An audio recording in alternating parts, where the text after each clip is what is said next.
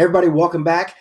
We're on the road to Karate Combat 43, and I've got one of the fighters. You may have heard of him before. It is the real deal, Raymond Daniels. Raymond, once again, thank you for sharing your time. I know you just got finished training, so how you doing Yeah, today, brother? I'm doing great, man. I'm feeling really good. Training camp is going great. You know what I mean? They put together this amazing card, so I'm really looking forward to shining real bright. I enjoy cards where there's some great fighters. There's also some other great UFC fight going on that same weekend. I think one of the Paul brothers has a fight that weekend against Diaz. So I love to compete on a weekend that a lot of stars are competing on. So that way I like to show that I can shine a little bit brighter than everybody. And speaking of that, first of all, Karate Combat 43, it was announced all at one time. It is literally the sport karate takeover. We've got Yes. you on the card. We've got Ross on the card. We've got Robbie on the card. And we've got Elijah on the card. I mean, do you think that this is definitely the weekend to show what sport karate athletes can do? Yeah, I'll be honest. For me, this is a great event, and I'm excited because I mean, one, a lot of people don't know of our sport or don't show a lot of respect towards our sport. When I think it's one of the greatest combat sporting things that you can do, especially as a young competitor coming up. It's safe. You learn about speed, timing, distance. But this event is going to let everybody know who all these sport karate competitors are. For me, it's a accumulation of of what I've always worked for in my sport karate career is be able to pave the way for future generations. So I have several different generations fighting on this card from Ross to Robbie to Elijah. For me, this is why I've always stepped up and stepped outside of sport karate to show everybody kind of what we were capable of. So for me, it's amazing to have all of them and all of us on the same card and still be doing my thing in the fashion that I'm doing it in. So it's very it's a very humbling experience, but a very Mhm. like proud moment for me to have. Most of these guys were my teammates. Or Ross was the only one that was not my teammate, but adopted cousin or whatever, my second cousin, my Still the same cousin, family. whatever. Right, You right, know what I mean? right. He's from the same family. You know what I mean? We've actually fought teams a couple times together, so we do have some history in that regard. But it's amazing, and it's an honor for me to compete on a card with these younger generation guys that I've kind of paved that path for to say, hey guys, if you want to do this, we can actually do it. Actually, that brings up a quick question because I've been around, old as hell. But when was that fight with you that you and Ross teamed up in? Do you remember some details about it? Yeah, it was US Open. It was like USA versus like Europe or something like that. And I think we beat the brakes off of like the European team. I mean, it was pretty bad.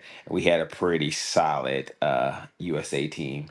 And they put like all of the all stars, shameless plug, but together that are from every national team here in the States. And I think it was me, Ross. I think we had Jack. It was crazy, That's just a and we crazy just we lineup. we just like yeah, we just destroyed the entire like group of fighters that we fought. It wasn't even close. Well, that's interesting to just even think about, but also it goes without saying that the last time that we saw you in the Karate Combat Pit, you were on the same card as your teammate Elijah. This time you got backup because you got Robbie and Elijah self. So it's the sport karate takeover, but also the All Stars takeover. I got three, and Yeah. there's no other numbers there on the other side. Well, that's what a lot of people don't understand about as far as like our all stars as a team and our all stars as a family. A lot of us are capable of doing multiple sports, multiple disciplines. I mean, if you look at myself, we all almost all pretty much all of us have done it. Carlos, Jack, Mhm. Seawalk. You know what I mean? Everybody has stepped up and been able and successful in their different times of doing it. So and Ross was that type of fighter that one could have been an all-star, but had that hunger and that desire. I don't think that every sport karate fighter can do it. Mhm. but there are some of the ones that are elites that have that ability to step or have that heart, and some people aren't just willing to risk it as well. So there's a lot of great sport karate fighters that we do have, but they wouldn't be willing to risk that of stepping into that ring when there is no break, there is Mm. no helmet, there is no one going to stop that person or pull that person off of you. You have to allow your skills and your ability to stop that person. I hear in the background your young daughter. She Yeah. just had a little birthday, didn't she? If I'm right, it wasn't too long ago. Yeah, well, yeah, she's 18 months now, so a little over a year and a half. But her birthday was May 25th, and it was awesome to have her first celebration of first birthday and stuff like that. So it's been a whole lot of good firsts and stuff like that. So it's been such a blessing, to be honest. Definitely love to hear that. Now, your opponent for Karate Combat 43 is Adrian, and I botched his name even when we had him on the podcast. Uh, it's the Eagle. We'll go by his name. He's from There you go. There you go. man, I forget the actual country, but he's got an interesting story about coming to the United States as a martial arts champion. You all have a common opponent, and you have an opponent in common, which is Sasha Blidnikov. Were you surprised that he took this? Because I know that sometimes you'll ask fighters, "Hey, do you want to fight?" and they say no. But what do you think about him? He said yes to step up to the challenge. I mean, for me, that shows that he is a martial artist. He is a fighter. He has got like the heart of a champion to want to be able to step up. I think before he actually accepted the fight, I had several fighters turn down the fight, so it's been very complicated for me to get a fight actually at my weight class. So I'm Hmm. actually at 165. He fights at 185, and then so we're kind of going up a little bit, and we could have gone up a little farther, but I had already mentioned, like kind of like to you earlier about why I picked or why we wanted to do it at this particular way. But that shows that he has a lot of heart and he's willing to, to step up and compete against me. And I think that's really what it takes, and that's what the league needs a little bit more. I don't like when fighters try to pick their fights and stuff like that. Like I'll fight anybody that they set in front of me. So like when they ever ask me about fights, I'm usually like, look, I'm going to say yes. Hmm. Ask the other person first. If they say yes, then present them to me. But don't present them to me because then I'm going to say yes, and then I get an image of my mind of a person that I want to compete against and that I'm fighting against, and then you delete that person and I have to restart. So I'd rather just have that image in my mind of that one person. And now the Eagle is got RD sights set on him.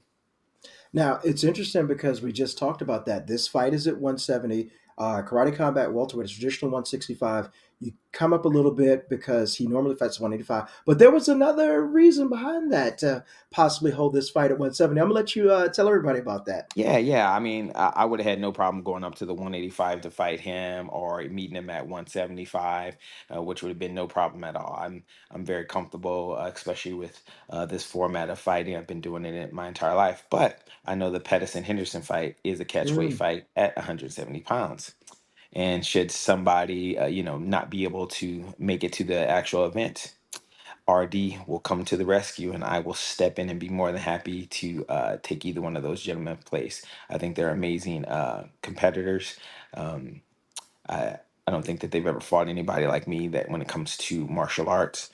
I think they have had amazing careers in their MMA and stuff like that. And I would love to compete against a champion caliber athlete like both of them. So I have the utmost respect for both of them.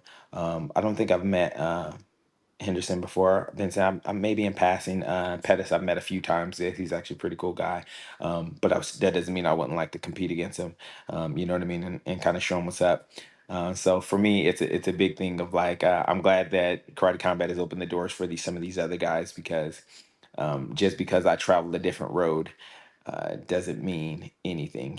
It's like some people get a D1 scholarship and they're like, oh, I'm the best because I got this D1 scholarship. It's like, this kid right here that didn't make it is Hmm. bad. So for me, I think it would be great to compete against them. And that's why I took the fight at 170 pounds.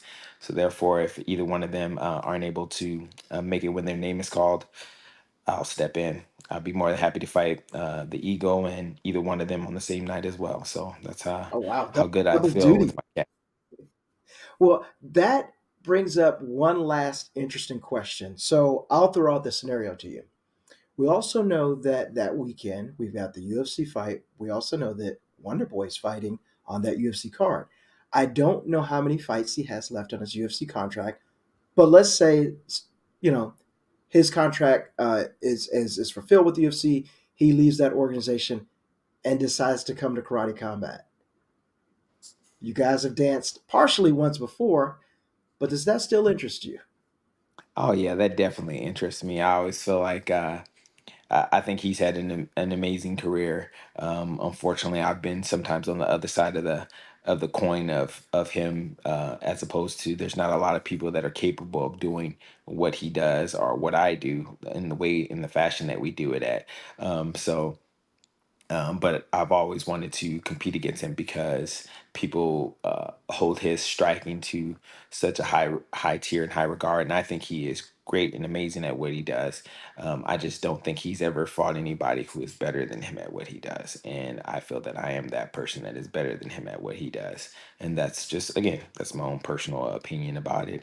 I bounced around with him for a few seconds when we faced off in the WCL back in the day before, unfortunately, he blew his knee out.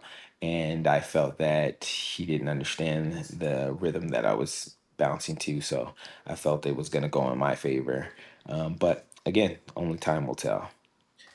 I certainly like it, and maybe some thoughts for 2024. Raymond, we certainly appreciate your time.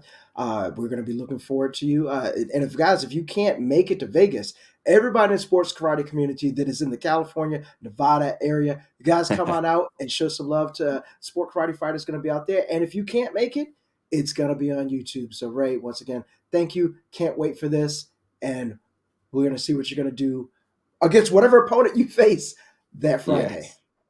Sounds good. Thank you, brother. I appreciate your time.